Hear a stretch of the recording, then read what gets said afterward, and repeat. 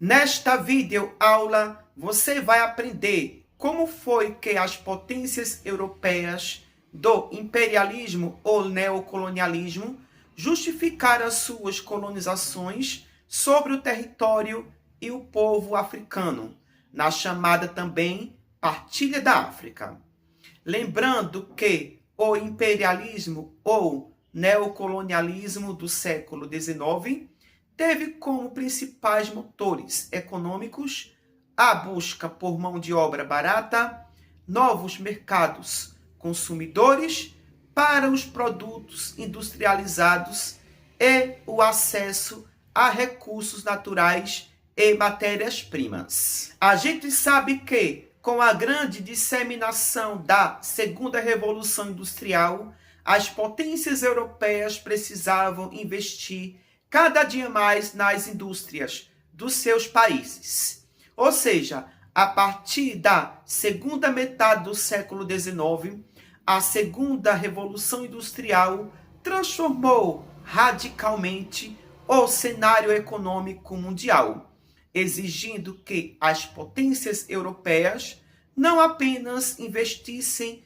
pesadamente em suas indústrias, mas também buscassem novos horizontes para sustentar esse crescimento industrial. E daí sobrou para quem? Para o continente africano, asiático e para a América. Mas a América foi outro cenário comandado pelos Estados Unidos. O foco aqui são as potências europeias sobre as suas justificativas do imperialismo no continente africano. Como as potências europeias fizeram para poder colonizar a África?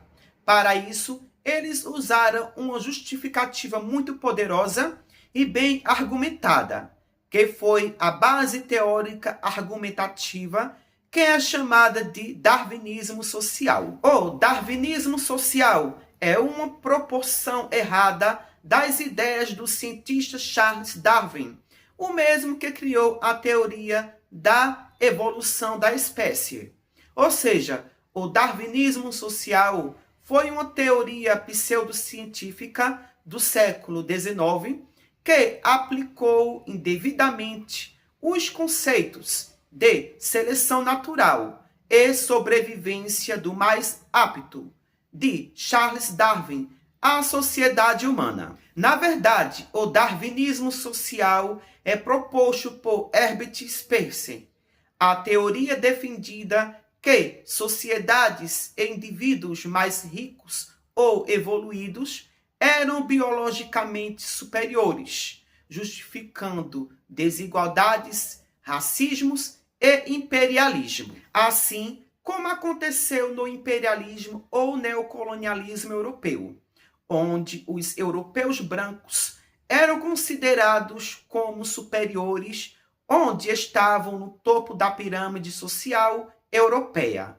onde as outras nações e povos eram considerados inferiores e subordinados a eles. Dito isto, o darwinismo social é preconceituoso, racista, etnocêntrico e também eurocêntrico. E ele foi utilizado como base argumentativa para criar os seguintes discursos. Africanos e asiáticos, vocês são inferiores diante de nós. Nós, europeus, somos superiores, onde vocês são inferiores e subordinados diante de nós. Não sou eu que estou dizendo isso, são os cientistas, como por exemplo Herbert Spencer. Esses caras conseguiram determinar que nós somos superiores a vocês, fisicamente e intelectualmente. A ciência provou isso. E nós, inclusive, estamos sendo bonzinhos com vocês, porque nossa presença nos continentes de vocês vão ajudar vocês. Vamos trazer desenvolvimento, riquezas à civilização. Nós vamos ajudar vocês a transformar em seus continentes em um continente civilizado. Então, é óbvio e cristalino que um discurso como este é um discurso preconceituoso, racista, eurocêntrico e etnocêntrico. Esse discurso chamado de a missão civilizatória ou então fardo do homem branco foi um discurso utilizado pelos europeus. Foi uma justificativa legítima de tomar as terras e seus recursos naturais existentes no continente africano, dizendo que ia transformar a África em um país, ou seja, em um continente de primeiro mundo, desenvolvido e próspero, onde esse discurso foi muito bem articulado e pensado, que tinha como premissa o fato de que os europeus eram superiores às outras demais nações. E isso foi um erro sem precedência. Foi uma apropriação indevida e equivocada do pensamento da teoria da evolução criada pelo Charles Darwin. O ponto ápice desse imperialismo europeu foi onde os europeus, ou seja, as potências europeias, se reuniram na Conferência de Berlim e dividiram o continente africano entre eles. E quais foram as consequências disso? Uma delas foi a exploração dos recursos naturais do continente africano. Uma questão aqui muito importante, onde os europeus aglutinaram diferentes tribos africanas de etnias rivais com várias culturas distintas no mesmo território e região. E isso vai gerar instabilidade e uma grande crise política. Exemplo disso que a gente vê hoje são as grandes disputas entre etnias no continente africano, como ditaduras que duram anos, brigas entre etnias que pode gerar genocídio e terrorismo. Então, isso é fato histórico, que até hoje o imperialismo foi a chave principal para tantos problemas e misérias dentro do continente africano, principalmente na África subsaariana. Sem dúvida alguma, o imperialismo contribuiu de forma decisiva e significativa para que o continente africano se tornasse o mais pobre do mundo. O darwinismo social foi tão perigoso, monstruoso, que influenciou e inspirou várias ideologias políticas ditatoriais e autoritárias. Exemplo disso tivemos o nazismo e o fascismo, que foram diretamente e profundamente influenciados pelo darwinismo social. O darwinismo social deu base para a eugenia, a tentativa de melhorar a população, através do controle reprodutivo e da eliminação de indivíduos considerados inferiores ou degenerados. Na Alemanha nazista, por exemplo, isso evoluiu para o Holocausto. Como também o darwinismo social e a eugenia influenciou significativamente a ideologia política do branqueamento da população brasileira, que visava diminuir ou extinguir a população negra por meio do incentivo à imigração europeia e da miscigenação. O objetivo das elites era embranquecer o Brasil e adequá-lo aos padrões de civilizações ocidentais. Após a abolição da escravidão, a elite intelectual e política do Brasil temia que a grande maioria de habitantes negros e mestiços impedisse o desenvolvimento e a modernização do Brasil na época. Intelectuais da época, como João Batista de Lacerda, defendiam teses eugenistas e o darwinismo social. Acreditava-se erroneamente que a miscigenação geraria uma redução gradual das características africanas ao longo das gerações. Para você ter uma ideia, o governo na época facilitou e financiou a entrada de milhões de imigrantes europeus dentro do Brasil, promovendo-os no mercado de trabalho, enquanto a população negra recém-liberta era marginalizada e excluída de políticas públicas. Foi a partir daqui que começou a surgir as grandes comunidades, que são as favelas de São Paulo e Rio de Janeiro. Negros e pardos continuaram sendo a maioria da população, mas permanecem como os mais afetados pela pobreza, desemprego e subrepresentação em espaços de poder.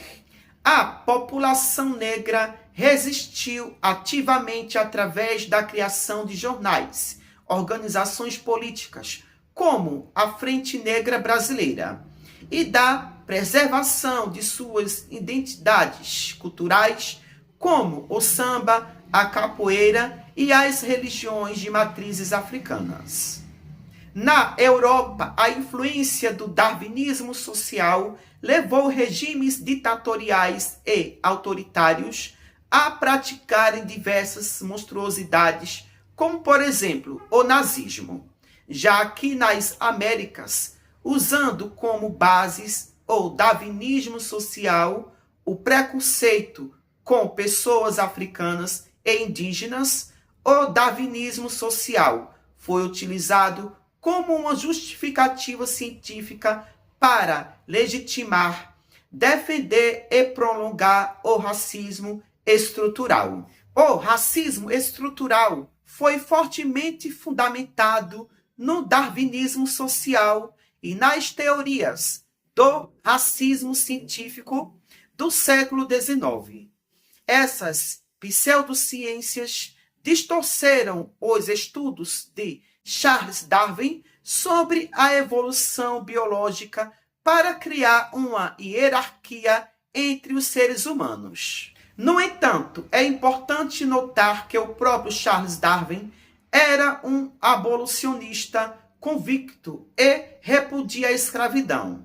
As teorias raciais da época dividiam os seres humanos em uma escala evolutiva, colocando os europeus no topo e os povos africanos e indígenas em estágios inferiores. Com base nisso, a escravidão passou a ser defendida não como uma violência, mas como uma ordem natural e necessária para subjugar povos considerados menos evoluídos. No Brasil, o darwinismo social ganhou força no final do século XIX, exatamente no período em que a abolição se tornava iminente, ou seja, a proximidade da abolição da escravatura causou forte temor nas elites intelectuais e agrárias. Para contornar a suposta ameaça de uma nação formada majoritariamente por negros libertos,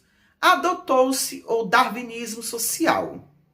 A ciência da época foi distorcida para justificar o controle social e a exclusão desta população. Intelectuais e médicos da época utilizaram essas ideias para tentar manter a população negra em uma posição de subalternidade após o fim do regime escravista, promovendo teses de branqueamento e exclusão social. Não só aqui no Brasil, mas em todo o continente americano, o darwinismo social e a eugenia foi a peça fundamental para justificar diversas formas de atrocidades contra índios e africanos. Durante a chamada Era Dourada Americana, o rápido crescimento industrial gerou fortunas colossais ao lado de uma pobreza extrema.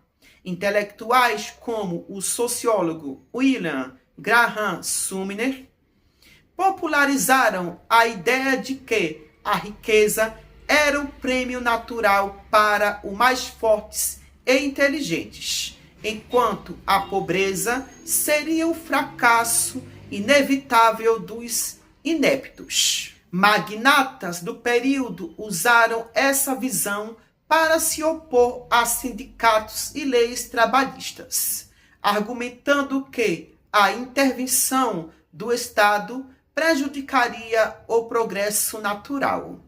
Nos Estados Unidos, o darwinismo social forneceu bases pseudocientíficas para a discriminação sistemática e o racismo, onde fundamentou o movimento eugenista no país, que defendia a melhoria da população através da proibição da reprodução de pessoas consideradas inferiores ou com deficiências, levando à política de esterilização forçada em diversos estados norte-americanos.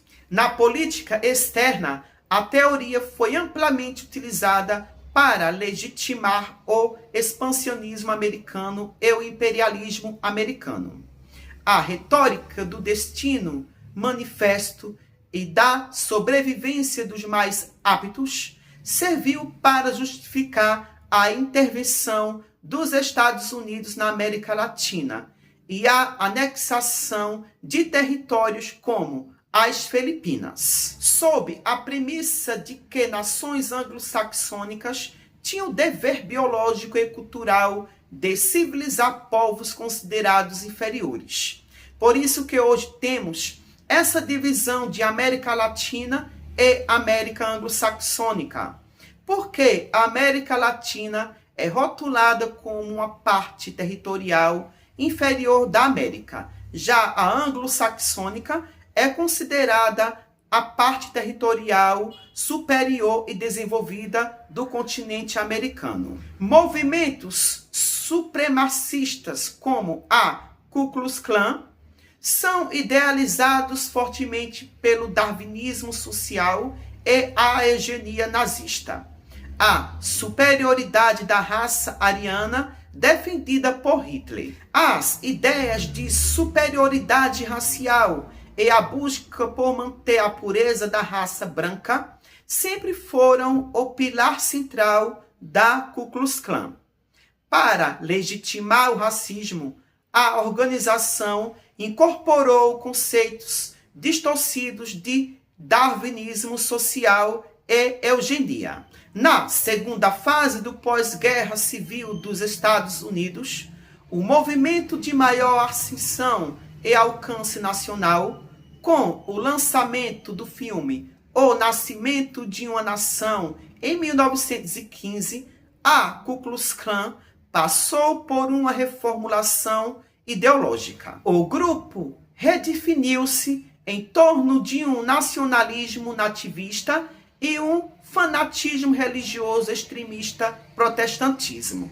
Além dos negros, a Ku Klux Klan passou a perseguir judeus, católicos, imigrantes e comunistas, autoproclamando-se a defensora da pureza dos valores norte-americanos tradicionais, brancos e protestantes anglo-saxões. Enfim, o próprio Charles Darwin era totalmente contra a escravidão e o racismo estrutural. Durante sua passagem pelo Brasil em 1832, ele registrou em seu diário profundo horror à violência sofrida pelos escravizados. Darwin defendia que todos os seres humanos compartilhavam de um ancestral comum.